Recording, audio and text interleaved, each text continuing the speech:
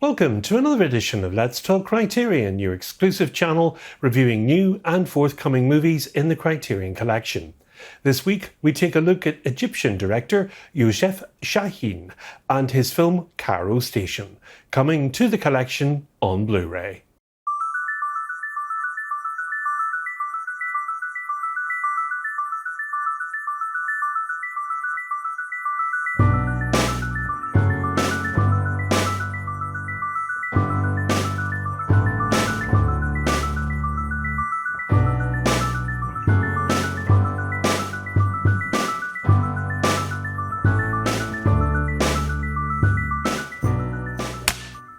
Before we look at this week's feature for our UK viewers, a word about some announcements by Spirit Entertainment.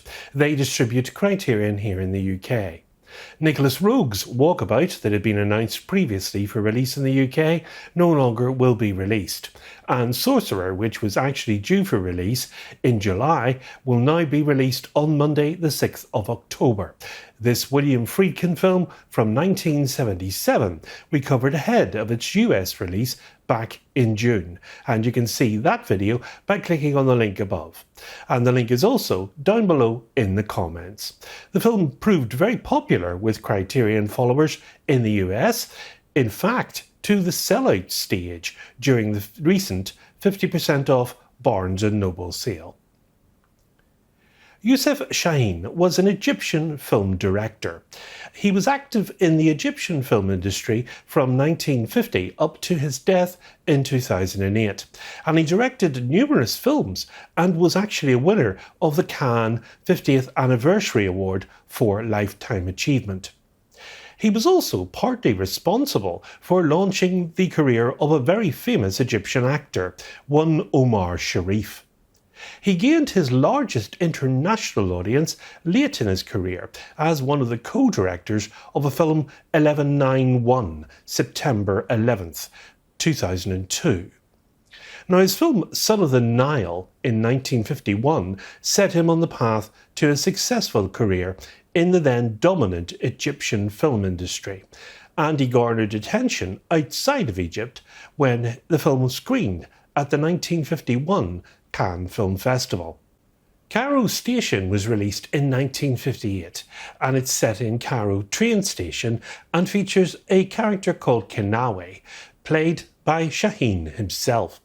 Now, this character is a mentally unstable newspaper seller, and he's madly in love with Hanumwa, that's Hind Rostrum, who works as an illegal cold drinks vendor at the same station.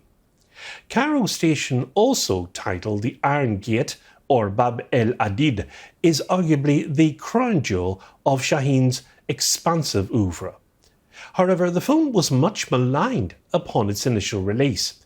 Chahine, who became a favourite of Egyptian filmgoers for his vibrant melodramas, decided to flip the script on them in Cairo Station, and he explored the dark underbelly of life in Cairo. Cairo Station is widely considered Chahine's first stylistically distinct film. Now, his filmmaking sensibilities in the late 50s grew to accommodate influences from other filmmakers and the genres and creative and social movements on the global scene. Now, many of Chahine's fans found Cairo Station to be a jarring departure from their expectations of his usual work. Now, it was his 11th film, and Youssef Chahine was able to chart new territory in this film for himself and for Egyptian cinema as a whole. At the age of just 32, he was already established as a director of formidable talent and skill, and his reputation was further enhanced with this film that many still consider to be his masterpiece. It's one of those rare instances in film history when forces converge to produce a work of art that is of lasting value. Now, the main action in the film revolves around a cripple by the name of Kenawi, who is a newspaper vendor, and he works at Cairo's railway station. Now, everything about Kenawi, his limp, stutter, scrawny physique, tattered clothes, and demeanour depict him as a wretch. But watch out, he is witty and he is a sharp observer of the world around him. Now, despite his apparent handicap, he can even dance, practicing his steps along the pavement. And above all, he has an eye for beautiful women, in particular their legs. Now, deprived of female companionship, he plasters the walls of his rather meagre hovel with posters of semi-nude models. Now, beneath the rough surface, there is an imagination and a talent there, for we see him retouching the photographs with his own sense of humour. In real life, he's drawn to Hanuma. Now, that's a voluptuous young woman who's selling lemonade at the same station. But Hanuma is almost engaged to Abu Srai. That means speedy. Now, he is a tall, strong porter, and he's trying to organise a labour union. But this doesn't deter Kinawi from proposing marriage to Hanuma. Now, the theme of social awakening permeates the entire film, and most prominent among the subplots in the film, of course, is that of Abu Srai. He's trying to organise a labour union. The workers at the station are controlled by a primitive mafioso type who exercises favouritism with their schedule and their pay, and he threatens Abu Srai and his followers with dire consequences. Now, the railway station provides a suitable setting for Chahine to examine a diversity of issues. The police, for instance, who should have better things to do, are forever chasing the group of women who, like Hanuma, slave in the heat to just sell a bottle of Pepsi to a thirsty customer. And it would seem more decent to leave these young women alone to eke out a living than to chase them around like they're criminals. And how quickly characters in the film slap one another. This is an interesting occurrence. On 5 or 6 occasions, an argument is settled with a sharp slap in the face. Even Abu Srai, who is normally polite and considerate, and who is an advocate for social justice, is not above slapping Hanuma when he hears of her dancing on the train, for instance, to entertain her customers. Now, Egyptian cinema depends mostly on dialogue. Actors and audiences alike derive much pleasure in verbal utterances. But from the outset, Chahine was a visual artist, and in Cairo Station, he tells a story and reveals emotions mostly with images. Now, of course, this must have baffled his actors somewhat. It certainly displeased his audiences. The style, as much as the bleakness of the content, confounded the public, but not the professional critics, though. The violent reaction devastated Chahine and drove him to blame himself. He had no right to talk above the audience's head, or indeed to risk other people's money. And in time, though, especially after the film had been well received abroad, the audience's reaction shifted somewhat. It swung, like a pendulum often does, to people who learned to appreciate the film's value. And this reversal of attitude taught Chahine a crucial lesson. And that's trust your own creative instincts. For in time, what now seems obscure will actually become apparent. Now, many national cinemas were using the genre of melodrama at that particular time to deal with social issues and to highlight them on film. And Cairo Station is Egypt's superb contribution to that tradition. Youssef Chahine succeeds in providing a microcosm of his times, and he gives us a picture of Egypt with its longings and, indeed, some of its warts. No Cairo Station is noted for its grim reality. The film is actually set within the context of the nationalisation of the Suez Canal and senses a strengthening of self-confidence.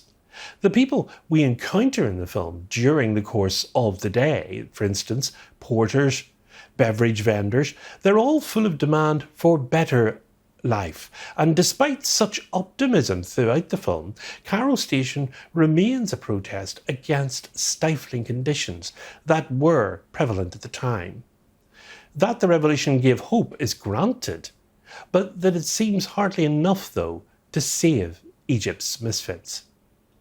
Now, one of the most interesting aspects throughout the film is its unflinching examination of how perpetual sexual repression has an adverse effect on anti-hero Kanawi's mental health.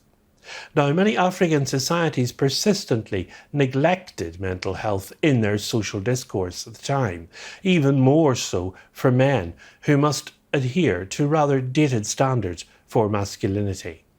Now, while Kanawi's transgressions in the film Cairo Station are of course his own, and we cannot entirely be attributing this to his mental health, of course, it is startling to see how much of an effort Chahine puts into giving context to the main character's socially unacceptable behaviour. This occurs throughout the film. Now, Cairo Station thrusts the emotional deprivation that Kanawi experiences front and centre of the film, and is a key catalyst for his actions throughout. He appears to have few real relations, indeed, outside of Madbuli and Hanuma. His obsession, for instance, with the nude model cutouts and his need to furtively gawk at the young couples in the station only really serve as symptoms for his apparent loneliness. Now let's talk about the cinematography.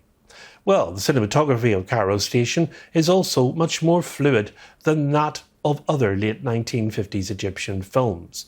In many of the film's key scenes, the camera is handheld and mobile. And furthermore, the film uses many close-ups and points of view shots throughout. Seeing this is a psychological thriller. These techniques place the audience in Kanawi's head, and it allows them to receive vital narrative information, all from his point of view. Now, as I mentioned already, Cairo Station provoked outrage among Egyptian audiences, especially upon its 1958 release, and upset some foreign critics into the bargain who desired a more trend-respecting piece. Nevertheless, though, the film was reborn after a new generation of international film lovers discovered it in the 1970s.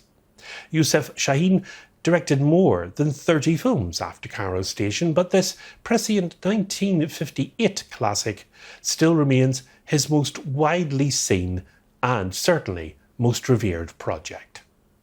Now, Cairo Station comes to the Criterion collection on Blu-ray for the first time. It has a 4K digital restoration with uncompressed mono soundtrack. And the Blu-ray also contains the following supplemental features. We have a new 2K restoration of Cairo as seen by Chahine from 1991. That's a short documentary by Youssef Chahine, with an introduction by film scholar Youssef Chahine. New interview with Fahim, Chahine Why, 2009, a documentary on the director and Cairo Station. We have an excerpt from Chahine's appearance at the 1998 Midnight Sun Film Festival, New English subtitle translation, and an essay by Fahim, and cover art is by Mariam El Rawani. Cairo Station is a work of raw populist poetry that explores the individual search for a place in Egypt's new post-revolutionary political order. It's in black and white and has a running time of 78 minutes and comes in an aspect ratio of 1:37:1 in Arabic, and it joins the Criterion collection on Blu-ray with a new spine of 1273. Next time on Let's Talk Criterion, we'll be taking a look at A Confucian Confusion and Mayong by director Edward Yang. That's coming soon on Blu-ray. So until then, from me, as always, it's goodbye, and above all, good Criterion viewing.